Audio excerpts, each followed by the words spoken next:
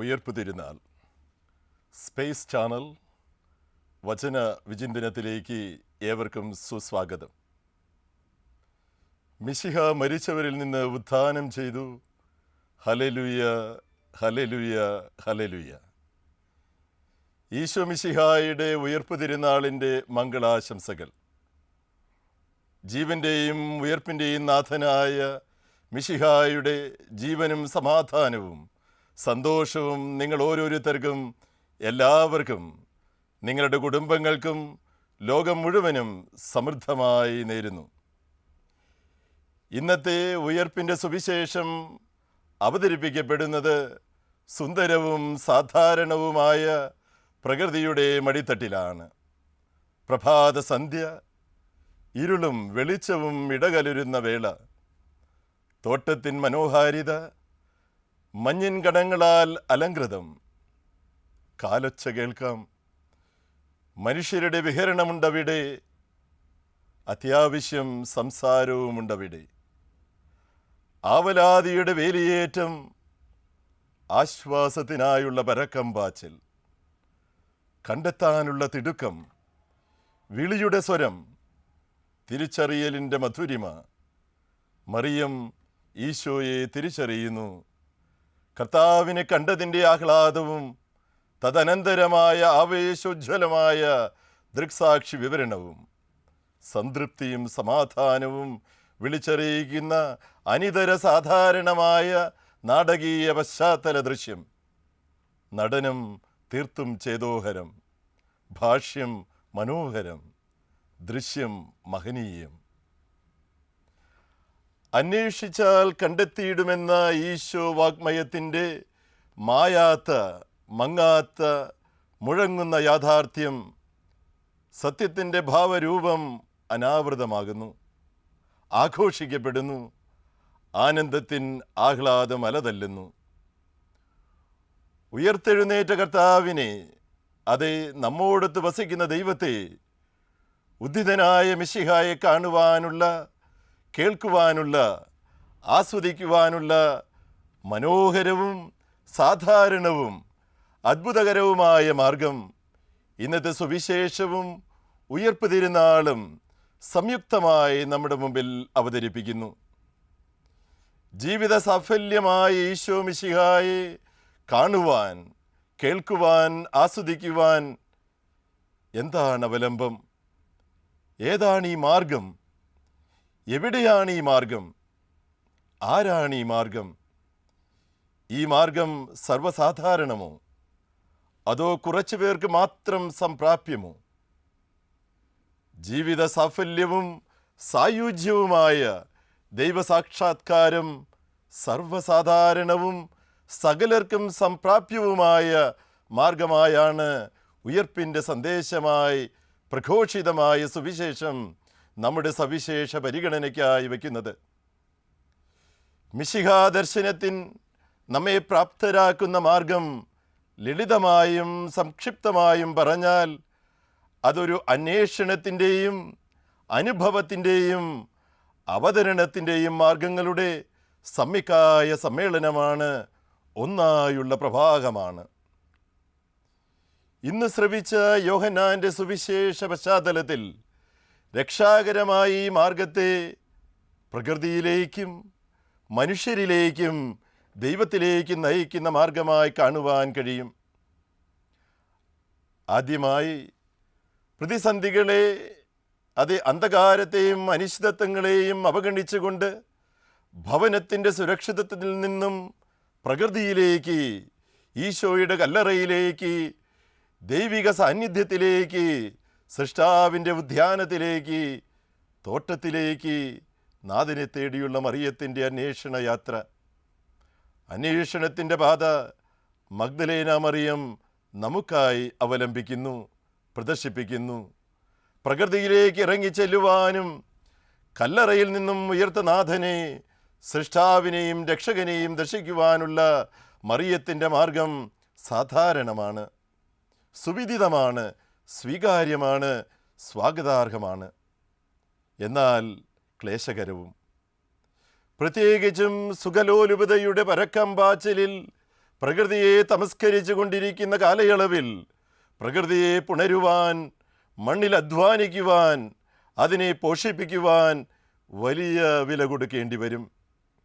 ഇവിടെയാണ് ഉയർപ്പിൻ്റെ സന്ദേശം, ഉണ്മയുടെ, ഉയിരിൻ്റെ, ഉത്സാഹത്തിൻ്റെ, ഉത്സവത്തിൻ്റെ സുവിശേഷം വെല്ലുവിളികൾ ഉയർത്തുക, അത് പ്രസക്തമാകുക. ഇവിടെ പുറപ്പാടിൻ്റെ സന്ദേശം സാർത്ഥകമാകുന്നു. പുറപ്പാടിലൂടെ ജീവനും സ്വാതന്ത്ര്യവും സന്തോഷവും കൈവരുന്നു. മണിമാളികയിലല്ല, മറിച്ച് മണ്ണിലെ തോട്ടത്തിലാണല്ലോ മറിയം ഈശോനാഥനെ അന്വേഷിക്കുന്നതും അനുഭവിക്കുന്നതും ആസ്വദിക്കുന്നതും. അത് നമുക്ക് ഒരു പാഠമാണ്. പുൽക്കൂട്ടിലാണ് പൈതലായ ഈശോയെ നമ്മൾ ദർശിക്കുന്നതും. ആട്ടിടയരും വിജ്ഞാനികളും ഒരുപോലെ പ്രകൃതിയിലാണ് ഈശോയെ ദർശിച്ചത്. മാർഗം നമ്മുടെ മുമ്പിൽ തെളിയുന്നു. ഉദ്ധിതനെ പ്രകൃതിയിലാണ്, പ്രപഞ്ചത്തിൻ്റെ മടിത്തട്ടിലാണ്, തോട്ടത്തിലാണ് കാണേണ്ടത്. ഉയർപ്പിൻ്റെ മാർഗം പ്രകൃതിയിലൂടെയാണ് പ്രത്യക്ഷപ്പെടുന്നത്. പ്രകൃതിയുടെ താളലയങ്ങളെ അനുസരിക്കുന്നിടത്ത്, പ്രകൃതിയിൽ ചുവട് വയ്ക്കുമ്പോൾ, പ്രപഞ്ചനാഥനോട് തുലാത്തുമ്പോൾ, നമ്മോടുകൂടെ ആയിരിക്കുന്നവൻ്റെ രഹസ്യത്തെ തെളിച്ചറിയുവാൻ വിശുദ്ധിയും വിവേകവും വിജ്ഞാനവും ലഭിക്കും. പ്രകൃതിയുടെ ലീലാവിലാസത്തിൽ ദൈവമഹത്വത്തെ പാടിപ്പുകഴ്ത്തുവാൻ ആകും. നമ്മുടെ രോദനത്തിന് അറുതി വരും, ആരോഗ്യം വർദ്ധിക്കും, ആനന്ദം അലതല്ലും, ഹല്ലേലൂയ ഗീതം മാറ്റൊലി കൊള്ളും, ഉത്സവത്തിൻ തിരികൊളുത്തും, ആത്മീയ ഗീതമുണർത്തും, നവജീവൻ തളിരിടും, വസന്തം വിടരും, സൗരഭ്യം പടരും, ആനന്ദം നിറയും, ഹല്ലേലൂയ ഉയരും. ചുരുക്കി പറഞ്ഞാൽ, ഉറക്കം വെടിഞ്ഞ് പ്രകൃതിയിലേക്ക് ഇറങ്ങിച്ചെല്ലുമ്പോൾ ഉയർത്തവനെ കാണുവാൻ കഴിയും. സകലേശ്വരനെ സകലത്തിലും കാണുവാൻ ഉയർപ്പ് തിരുനാൾ നമ്മെ ആഹ്വാനം ചെയ്യുന്നു. രണ്ടാമതായി, മനുഷ്യരുമായി സംവദിക്കുക എന്ന മഹനീയ ആദർശമാർഗവും ഉയർപ്പ് തിരുനാൾ നമ്മുടെ മുമ്പിൽ അവതരിപ്പിക്കുന്നു. മഗ്ദലേന മറിയം ഈശോയെ അന്വേഷിക്കുന്നത് മണ്ണിൽ മാത്രമല്ല, മനുഷ്യരുടെ ഇടയിലും അവൾ ഈശോയെ ആരായുന്നു. കണ്ടതും കേട്ടതും ശിഷ്യരായും തോട്ടക്കാരനായും പങ്കുവയ്ക്കുന്നു. അന്വേഷണത്തിന് അതിരുകളില്ല, അനുഭവത്തിനായി നെട്ടോട്ടമോടുകയാണ്. തൻ്റെ ഗുരുവിനെ ശുശ്രൂഷിക്കുവാനായി എല്ലാ വഴികളും തേടുന്ന മറിയത്തെയാണ് സുവിശേഷത്തിൽ കണ്ടുമുട്ടുന്നത്. മനുഷ്യരിലേക്ക് ഇറങ്ങിച്ചെല്ലുവാൻ, അവരുമായി സംവദിക്കുവാൻ മുതിരുന്ന മറിയം ഉയർപ്പിൻ്റെ രഹസ്യത്തെയും സത്യത്തെയും നമ്മുടെ മുൻപിൽ മാർഗമായി അവതരിപ്പിക്കുന്നു. ഉയർത്ത കർത്താവിനെ കാണുവാൻ മാനവരായി ബന്ധപ്പെടുക അനിവാര്യമാണ്. മനുഷ്യനായി അവതരിക്കുകയും ജീവിക്കുകയും മരിക്കുകയും ഉയർക്കുകയും ചെയ്ത മിശിഹായെ അനുഭവിക്കുവാൻ ഇന്ന് ജനത്തോട്, സ്ത്രീ പുരുഷരോട് സംസാരിക്കുക, സംവദിക്കുക അത്യന്താപേക്ഷിതമാണ്. ദൈവിക വെളിപാടിനെ മനസ്സിലാക്കുവാൻ മാനവരോടൊത്തുള്ള സംവാദം ഒഴിച്ചുകൂടാനാകാത്തതാണ്. ഈശോയുടെ ജനനം വിജ്ഞാനികൾ പണ്ഡിതരോടുള്ള സംഭാഷണത്തിലൂടെ ആരാഞ്ഞറിയുന്നു.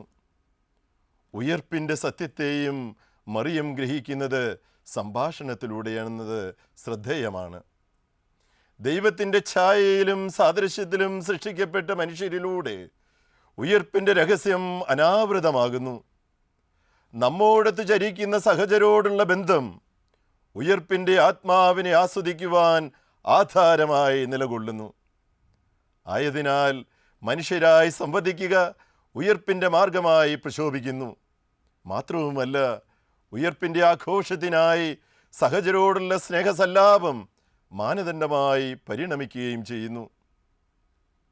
മൂന്നാമതായി, ഉയർപ്പിൻ്റെ ആനന്ദം സ്വന്തമാക്കുവാനായി ദൈവത്തിലേക്ക് കണ്ണുകളും ഹൃദയവും മനസ്സും ഉയർത്തുന്ന മാർഗമാണ് മറിയത്തിൻ്റെ മാർഗമാണിത്. മനുഷ്യരിൽ നിന്ന് ഉയർന്ന് ദൈവിക മേഖലയിലേക്കുള്ള ഒരു പ്രയാണമാണിത്.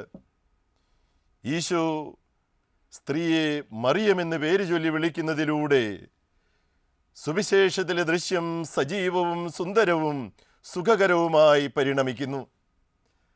പ്രകൃതിയിലൂടെയും മനുഷ്യരിലൂടെയും സംജാതമായതിനേക്കാളേറെ ആനന്ദാനുഭൂതിക്കുള്ള മാർഗം ഈശോയുടെ ഇടപെടലിലൂടെ തുറക്കപ്പെടുകയാണ്. തത്സമയം മറിയം ഈശോയെ തിരിച്ചറിയുന്നു, ഗുരു എന്ന് പ്രത്യുത്തരിക്കുന്നു. ആത്മീയതയുടെ അരുവി പൊട്ടിപ്പുറപ്പെടുന്നു. ദൈവിക രഹസ്യങ്ങൾ കെട്ടഴിയുന്നു. പിതാവിൽ പുത്രനെയും പുത്രനിൽ എല്ലാവരെയും ദൈവമക്കളായി ദർശിക്കുന്ന അനുഗ്രഹ സംഭാഷണം ഗഹനം, സരളം, വിശാലം. അതാണ് ഉയർപ്പിൻ്റെ മാർഗം. എല്ലാവരെയും ഈശോയിൽ ആത്മാവിലൂടെ ദൈവിക സത്തയിൽ പങ്കുചേർക്കുന്ന മാർഗം. എല്ലാവരും ഈശോയിൽ പിതാവിലേക്ക് ആരോഹണം ചെയ്യുന്ന മാർഗം. മറിയം ശിഷ്യരോട് പറയുന്ന വചനം ശ്രദ്ധേയം. അവൾ പറഞ്ഞു, ഞാൻ കർത്താവിനെ കണ്ടു, ഞാൻ കർത്താവിനെ കണ്ടു. ഇതാണ് ഉയർപ്പ് തിരുനാളിൻ്റെ പൊരുൾ. കർത്താവിനെ കാണുക ഉയർപ്പിൻ്റെ ആഹ്വാനമാണ്, ഒപ്പം അനുഭവമാണ്, അതോടൊപ്പം ഒരു ആസ്വാദനമാണ്. എല്ലാത്തിനേക്കാളും ഉപരി കർത്താവിനെ കണ്ടു എന്നത് ആഘോഷമാണ്, പ്രഘോഷണമാണ്, സുവിശേഷ പ്രചരണത്തിന് അടിസ്ഥാനമാണ്. ഉത്സവത്തിൻ്റെ പള്ളിമണി മുഴക്കമാണിത്. ഹല്ലേലൂയ ജയഗീതമാണ്, ജയഘോഷമാണ്, ജീവദായകമാണ്, പ്രത്യാശ നിർഭരമാണ്, ആഹ്ലാദപൂരിതമാണ്. വിശുദ്ധ കുറിയാക്കോസ് ഏലിയാസ് ചാവറ പിതാവിൻ്റെ ആത്മീയതയുടെ അന്തസത്ത കാണാകേണമെന്ന പല്ലവിയിൽ കുടികൊള്ളുന്നതായി മനസ്സിലാക്കാം. ആ വന്യപിതാവിൻ്റെ ആത്മീയതയുടെ ചുവട് പിടിച്ച് ഉയർപ്പിൻ്റെ സന്ദേശമായി മഗ്ദലേന മറിയത്തോടൊപ്പം നമുക്കും പാടിയുണർത്താം.